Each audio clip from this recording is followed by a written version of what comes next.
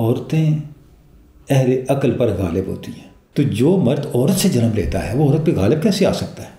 اور جاہل لوگ عورتوں پر غالب ہوتے ہیں۔ بسم اللہ الرحمن الرحیم۔ ناظرین، مولانا روم نے مصنوعی معنوی میں جہاں کائناتی حقائق کو بیان کیا ہے، معارف کو بیان کیا ہے، روحانیت کے اسرار و رموز بیان کیے ہیں، وہاں انسانی نفسیات کو بھی موضوع بنایا ہے۔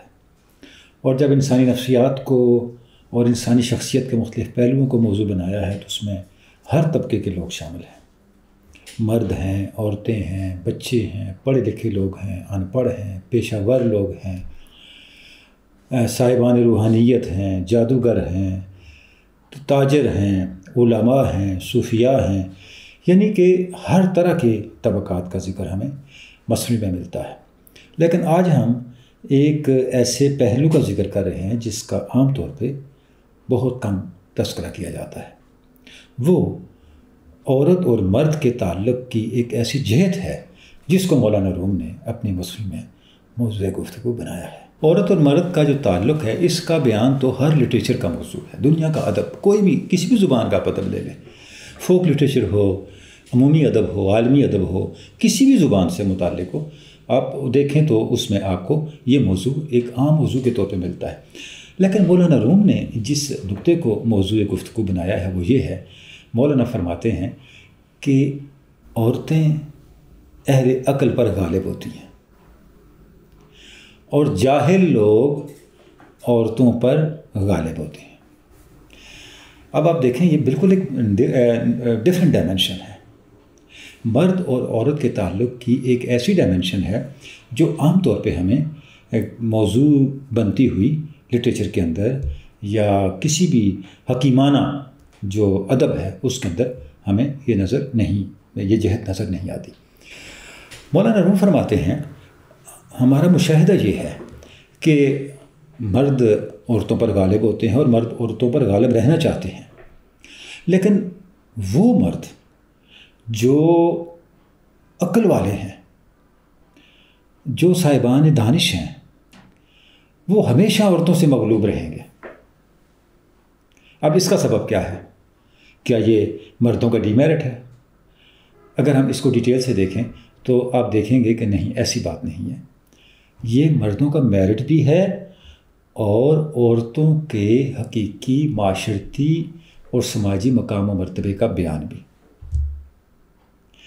مولانا روم کی یہی تو ندرت ہے کہ وہ ایک پیش پا افتادہ موضوع کو اور مضمون کو اٹھاتے ہیں اور اس میں ایک ایسی نئی جہت دریافت کر کے ہمارے سامنے رکھتے ہیں جس سے نہ صرف ہمارے لیے کچھ نئے معانی کھلتے ہیں، کوئی نئی معارف کے باب وا ہوتے ہیں، بلکہ اس سے ہماری معاشرتی تعمیر، ہماری سماجی تعمیر اور خود ہماری اپنی ذات کی تعمیر کے بہت سے امکانات ہمارے سامنے کھل جاتے ہیں جو عام طور پہ مخفی ہوتے ہیں، جس طرح ہماری توجہ نہیں جاتی۔ مولانا یہ فرماتے ہیں کہ بنیادی طور پہ ہمیں یہ سمجھنا ہے کہ عورت کا منصب کیا ہے اور مرد کسے کہتے ہیں۔ جب آپ اس نقطے کو سمجھ جائیں گے تو پھر یہ حقیقت آپ کے لیے سمجھنا اور آپ پہ منکشف ہونا دشوار نہیں رہے گا۔ اب اس تعلق کو بیان کرتے ہوئے مولانا کہتے ہیں، میں یہاں 2-3 اشعار ضرور آپ کے سامنے رکھنا چاہوں گا۔ مولانا فرماتے ہیں آب غالب شد بر آتش از نہیب، آتشش جوشید چو باشد در حجیب۔ فرماتے ہیں کہ پانی عام طور پہ آگ پہ غالب ہوتا ہے کیونکہ جب آگ جل رہی ہو، پانی آگ پہ ڈالیں تو آگ بجھ جائے گی، لیکن اگر پانی اور آگ کے درمیان کوئی حجاب حائل ہو جائے تو پھر یہ کیفیت نہیں رہے گی، پھر یہ کیفیت بدل جائے گی، پھر کچھ اور منظر سامنے آ جائے گا، کوئی اور کیفیت پیدا ہو جائے گی۔ وہ کیا ہے؟ چونکہ دے گے حائل آمد ہر دورہ نیست کرد آب را کرد شوا۔ فرماتے ہیں اگر پانی اور آگ کے درمیان دیگ حائل ہو جائے، یعنی اگر آپ پانی کو آپ دیگ میں ڈال کے آگ پہ رکھ دیں، اب پانی آگ پہ غالب نہیں آئے گا۔ اب آگ جب پانی کو گرم کرے گی تو پانی کھولنا شروع کر دے گا، ابلنا شروع کر دے گا، حتیٰ کہ بھاپ بن کے اٹھ جائے گا، ختم ہو جائے گا۔ پھر فرماتے ہیں ظاہراً برزن چو آب غالبی باطناً مغلوب و زندرہ طالبی. فرماتے ہیں ظاہراً ایسے لگتا ہے کہ مرد عورت پر غالب ہے، لیکن فی الحقیقت باطن میں اگر آپ دیکھیں تو عورت مرد پر غالب ہے. یعنی ظاہراً ایسا لگتا ہے کہ پانی آگ کو بجھا دے گا، لیکن جب آپ پانی کو دیگ میں ڈال کر آگ پہ رکھتے ہیں تو آگ اسی پانی کو نیست و نابود کر دیتی ہے. اچھا، یہاں ایک نقطہ جس طرف اشارہ کرنا ضروری ہے، بہت امپورٹنٹ ہے. مثنوی پوری میں آپ کو یہ بات ملے گی. اہل علم یہ بتاتے ہیں کہ جب ہم مثنوی کو پڑھتے ہیں تو کہانی در کہانی کا ایک سلسلہ ہے. مولانا ایک بات ڈسکس کر رہے ہیں، اس کے درمیان کوئی نقطہ آیا تو ادھر چل پڑے، اور اس کے لیے کچھ نئی داستانیں، کچھ نئی حکایات، کچھ نئی کہانیاں سامنے آ گئیں جو اس نقطے کی وضاحت کے لیے ضروری ہیں. حتیٰ کہ کچھ فاصلہ طے کرنے کے بعد مولانا پھر اپنے اصل موضوع کی طرف لوٹتے ہیں. اچھا، دوسری بات، یہ جو کہانی در کہانی کا عمل شروع کیوں ہوتا ہے؟ اس کا سبب یہ ہے، کوئی بھی حقیقت ہوتی ہے، اس کی تعبیر و تشریح کے کئی امکانات اور کئی زاویے ہوتے ہیں. ایک ہی بات جس کو آپ پازیٹیولی اور مثبت انداز سے لے رہے ہوتے ہیں، دیکھ رہے ہوتے ہیں، عین ممکن ہے کسی ریفرنس سے کسی موقع پہ اسی واقعے سے کوئی منفی معنی اخذ کیا جا رہا ہو. اچھا، مولانا کیا کرتے ہیں، جب کسی بات کو ایکسپلین کر رہے ہوتے ہیں، اس کی توضیح و تشریح کر رہے ہوتے ہیں، چاہے وہ تسلسل میں اشعار میں کر رہے ہوں یا کسی داستان کی صورت میں کسی مثال کو پیرایا بنا کے اس کو میڈیم کے طور پہ لے کے اس کی وضاحت کر رہے ہوں، جیسے یہ امکان پیدا ہوتا ہے کہ اب اس نقطے کا کوئی منفی معنی بھی نکل سکتا ہے تو مولانا فوراً ادھر متوجہ ہو جاتے ہیں اور اس منفی معنی کو ایڈریس کر کے پھر آگے بڑھتے ہیں.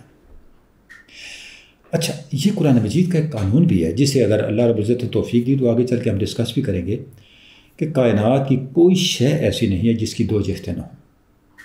توحید صرف اللہ کی ذات میں ہے، یعنی توحید اللہ ہی کو سزاوار ہے، توحید اللہ ہی کی شان ہے. اللہ رب العزت نے جو کچھ پیدا کیا ہے، اس کسی بھی تخلیق کے کسی بھی لیول پہ آپ چلے جائیں، کسی بھی سطح پہ آپ تخلیق کو دیکھیں تو وہاں پہ آپ کو اس کی دو جہتیں ملیں گی. اب آپ پہ ڈیپینڈ کرتا ہے کہ آپ ادھر نکلنا چاہتے ہیں یا ادھر نکلنا چاہتے ہیں. جس طرف بھی نکلنا چاہیں گے اس کے پھر اپنے نتائج و عواقب ہیں، اس کے اپنے اثرات ہیں، نتائج ہیں، ثمرات ہیں، اور اس کے اپنے پھر کانسیکوینسز مرتب ہوتے چلے جاتے ہیں. اچھا، جب آپ اس راہ پہ چل نکلتے ہیں اس کے پھر آگے دو امکانات ہیں، حتیٰ کہ یہ سلسلہ جو ہے وہ لا انتہا ہے، اس کا کوئی اختتام نہیں ہے. یہ پھر سلسلہ چلتا چلا جاتا ہے، اور انہی امکان در امکان کے تسلسل کا نام زندگی ہے. جس نے بھی اس امکان در امکان کے تسلسل کو سمجھ لیا وہ کبھی مایوس نہیں ہو سکتا، اور جس نے مزید سمجھ لیا وہ کبھی محروم نہیں ہو سکتا. اچھا، اب ہم مولانا کی طرف لوٹتے ہیں. اب یہ جو مولانا نے بات بیان کی ہے کہ اہل عقل جو ہیں ان پر عورتیں غالب ہیں، اب اس کی پازیٹیو ڈائمنشن بھی ہے اور نیگیٹو بھی ہے، لیکن مولانا جو پہلے بیان کر رہے ہیں ہم پہلے پازیٹیو ڈائمنشن ہی کو لیں گے. اچھا، مولانا فرماتے ہیں کہ اچھا کیوں ایسے ہوتا ہے؟ فرماتے ہیں کم بود شان رقت و لطف و وداد زاں کے حیوانی است غالب برنہاد. فرماتے ہیں کہ وہ مرد عورتوں پہ غالب ہوتے ہیں جن میں رقت کم ہو، جن میں شفقت کم ہو، اور جن میں محبت کم ہو. کیونکہ رقت، شفقت اور محبت کی کمی حیوانیت کی علامت ہے. وہ مرد جو عورتوں پہ غالب ہونا چاہتے ہیں یا غالب ہو جاتے ہیں، اس لیے ہو جاتے ہیں کہ ان پہ انسانیت کے بجائے حیوانیت زیادہ ان کے اندر جو ہے وہ کمی ہوتی ہے، لہذا یہ اس کا اثر ہے. پھر فرماتے ہیں مہر و رقت وصف انسانی بود، خشم و شہوت وصف حیوانی بود. کہ یہ جو مہر ہے، محبت ہے، رقت ہے، نرم دلی ہے، یہ انسان کا وصف ہے، اور غصہ اور شہوت یہ جو چیزیں ہیں یہ حیوان کا وصف ہے، یہ حیوانیت ہے. اچھا، اس کے بعد کمال شعر ہے جس میں مولانا عورت کے منصب کو ڈیفائن کرتے ہیں. ناظرین، یہ بہت امپارٹنٹ ہے سمجھنا. اس سے ہمیں یہ بھی پتہ چلتا ہے کہ ہماری روایت میں، ہماری شعری روایت میں، ہماری اخلاقیات کی روایت میں، ہماری سماجی اور معاشرتی روایت میں، ہماری تہذیبی روایت میں عورت کتنا مقدس ایک تصور ہے عورت کا. مولانا فرماتے ہیں پر تو حق است معشوق نیست، خالق است نہ گو یا مخلوق نیست. عورت کو صرف معشوق نہ سمجھو، یہ حق کا پرتو ہے، یہ عشق الہی کا پرتو ہے. بلکہ مولانا کہتے ہیں مجھے یہ کہنے دے، عورت جو ہے یہ مخلوق نہیں خالق ہے. مجازن فرما رہے ہیں خالق بائیمانہ کہ مرد عورت سے جنم لیتا ہے. تو جو مرد عورت سے جنم لیتا ہے وہ عورت پہ غالب کیسے آ سکتا ہے؟ یہ عورت پر غالب آنے کی آرزو کیسے رکھ سکتا ہے؟ یہ تو پورے کا پورا نظام فطرت ہی تہ و بالا ہو جائے گا. اب مولانا یہ فرما رہے ہیں کہ آپ اس نقطے کو سمجھیں کہ عورت ہے کیا؟ عورت خالق مرد ہے، عورت مرد کو پیدا کرنے والی ہے. گویا عورت کا حقیقی مقام جب مرد کو سمجھ آ جاتا ہے وہ کیا ہے؟ وہ اس کا ماں ہونا ہے. عورت کسی بھی پہرائے میں ہو اس کے ساتھ ایک تقدس جڑا ہوا ہے، اور وہ تقدس جو ہے وہ اس کے ماں ہونے کا تقدس ہے. اب یہ جو تصور ہے مولانا کا، جب ہم اس تصور کو لے کے چلتے ہیں تو پھر ہمارے پورے کا پورا جو معاشرتی سٹرکچر ہے بدل جاتا ہے. ہمارا تصور عشق و محبت بدل جاتا ہے. دیکھیں نا مولانا فرما رہے ہیں کہ پرتو حق است معشوق نہیں، اس کو آبجیکٹ نہ سمجھو. یعنی جو معشوق کا روایتی تصور ہے دنیا میں یا عام لٹریچر میں، یہ کوئی آپ کے تفنن طبع کا سامان نہیں ہے، بلکہ یہ اللہ رب العزت کی جو شان تخلیق ہے اس کی ایک کرن ہے. اللہ کی شان تخلیق کی کرن کے طور پہ اس کو لو. اچھا، یہاں پھر مولانا نے مرد کو بھی ڈیفائن کر دیا اور عورت کو بھی ڈیفائن کر دیا. مرد کون ہے؟ پہلی بات یہ کہ وہ صاحب عقل ہو اور صاحب دل ہو. دوسری بات یہ کہ اس میں رقت ہو، نرم دلی ہو، سراپا محبت ہو، اس میں حیوانیت نہ ہو، اس میں غصہ اور شہوت نہ ہو، کیونکہ یہ حیوانیت کے اوصاف ہیں. اور اس کے بعد یہ ہے کہ وہ عورت کو آبجیکٹ نہ سمجھے بلکہ عورت کو مرد پیدا کرنے والی ہستی سمجھے. یہاں مجھے این میری شمیل کی ایک بات یاد آ رہی ہے. 92-93 کی بات ہے شاید. این میری شمیل جو جرمنی کی اسکالر تھیں اور بڑی معروف اقبال شناس ہیں، وہ پاکستان آئیں. تو اسلام آباد میں ان کا ایک لیکچر تھا اور انہوں نے لیکچر دیا تھا. علامہ اقبال کا ایک مصرع ہے، کوشش پہم سے خضر خجستہ گام ہے، اس طرح کچھ، ابھی پورا مستحضر نہیں مجھے وہ مصرع، اس پہ ان کا لیکچر تھا. تو اب وہ لیکچر جب ان کا ختم ہوا تو اس پہ بعد سوال جواب کی نشست شروع ہوئی. تو کسی خاتون نے ان سے سوال کیا. انہوں نے کہا، کسی خاتون نے پوچھا این میری شمیل سے کہ ڈاکٹر صاحب آپ خاتون ہیں اور آپ اقبال پہ کام بھی کر رہی ہیں، تو جب ہم اقبال کو پڑھتے ہیں تو اقبال تو مرد مومن کی بات کرتا ہے، وہ تو خاتون مومن کی بات ہی نہیں کرتا. تو آپ مرد مومن کی بات کرنے والے شاعر کے پیچھے لگ گئیں اور اپنی ساری زندگی اس کو دے دی، حالانکہ آپ خاتون ہیں. اچھا، جب اس نے یہ کوشچن کیا تو جو این میری شمیل نے جواب دیا کمال جواب تھا، وہ آج تک بھولتا نہیں مجھے. این میری شمیل نے کہا جی بالکل آپ نے درست کہا، اقبال مرد مومنی کی بات کرتا ہے، لیکن آپ نے اقبال کے مرد مومن کو سمجھا نہیں ہے. اقبال کا مرد مومن بایولوجیکل مرد نہیں ہے. اقبال کا مرد مومن فاطمہ الزہرا ہے. اقبال کا مرد مومن عائشہ صدیقہ ہے. اقبال کا مرد مومن رابعہ بصری ہے، نہیں عائشہ ادویہ ہے. یہ اقبال کے مرد مومن ہے. ابو جہل اقبال کا مرد مومن نہیں ہے. ابو لہب اقبال کا مرد مومن، فرعون اقبال کا مرد مومن نہیں ہے. تو بالکل انہوں نے یعنی اتنی کلیئرٹی کے ساتھ پورے تصور ہی کو بدل دیا، بیان کیا، جواب دیا کہ پورا منظرنامہ ہی بدل گیا. تو اب مولانا جو ہمیں بتا رہے ہیں وہ ہمیں ایک نیا تصور دے رہے ہیں مرد اور عورت کا، اور پھر مرد اور عورت کے تعلق کا، کہ مرد اور عورت کا تعلق کیا ہونا چاہیے اور کیسا ہونا چاہیے.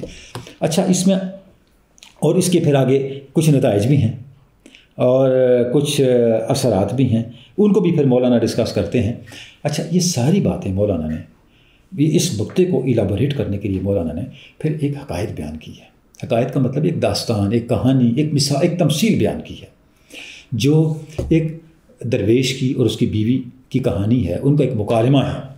اور آپ دیکھیں درویش اور بیوی، یعنی یہاں بھی مرد اور عورت کے تعلق کا معاملہ چل رہا ہے، اور اس کے تحت پھر مولانا اس کو ایکسپلین کرتے چلے جاتے ہیں اور اس کی جو پازیٹیو اور نیگیٹو ڈائمینشنز ہیں دونوں کو کھولتے چلے جاتے ہیں، ایلابوریٹ کرتے چلے جاتے ہیں. کہ ایک درویش ہوتا ہے جس نے درویشی کو اپنا اسلوب حیات بنایا ہو، تو پھر دنیا داری یا دنیا کی آسائشیں اور سامان اور راحتیں تو اس کے پاس نہیں نہ رہتی. تو اور خواتین کی ایک اپنی پرائرٹیز ہوتی ہیں، اپنی ترجیحات ہوتی ہیں، زندگی کو دیکھنے کا ایک اپنا زاویہ ہوتا ہے. تو اب اس کی جو بیوی ہے وہ اس کے اس سارے لائف سٹائل کو تنقید کا نشانہ بناتی ہے، اور اس کے ساتھ پھر ایک طویل مکالمہ چلتا ہے جس میں پھر کچھ مقامات، کچھ چیزیں نئی سے نئی معارف اور نکات آتے چلے جاتے ہیں، جس سے مولانا اس پیرائے میں پھر مرد اور عورت کی نفسیات کو ڈسکس کرتے ہیں، مرد اور عورت کے تعلق کو ڈسکس کرتے ہیں، اور اس کے بعد پھر کیا انسان کو حقیقت تک پہنچنے کے لیے کرنا چاہیے، اور کیا اس کے لائف سٹائل ہونا چاہیے، اور کیا احتیاطیں ہونی چاہیے، ان سب باتوں کو بیان کرتے چلے جاتے ہیں. تو انشاءاللہ اگلی نشست میں ہم اس عقائد پہ بات کریں گے تاکہ اس نقطے کو مزید کھولا جا سکے.